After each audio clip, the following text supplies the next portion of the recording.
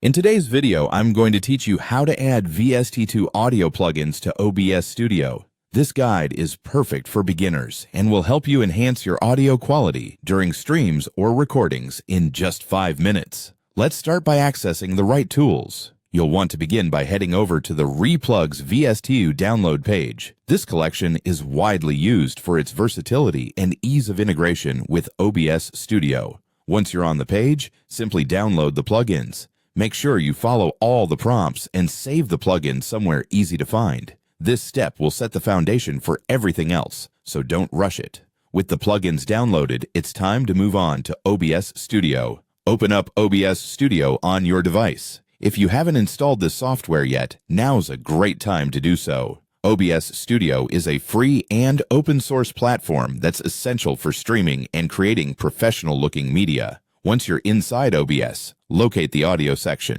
This is where you'll be applying the new plugins to modify and enhance your audio input. Your next move is to click on the mic aux. Look for this in the audio mixer section at the bottom of the screen. This area manages your input levels, what's going into OBS from your microphone or auxiliary input. Click on any gear icon next to mic/aux to access further controls, and this is where you'll start to add those VST plugins. Now, you need to click on Filters. This can be found in the drop-down menu that appears when you click on the gear icon. Filters in OBS work similarly to how they do in video editing software. They allow you to adapt the audio or video to suit your style or technical requirements. After opening the Filters window, it's time to select the Vst2.x plugin. Look for an option to add a filter and choose Vst2.x plugin from the list. A new window will pop up, allowing you to select from the plugins you downloaded earlier. Take your time experimenting with different settings within the VST plugin you select. Each plugin serves a unique purpose, whether it's noise reduction, equalization, or something else, so feel free to customize it to suit your needs. Remember, trying and testing various configurations will give you the best results.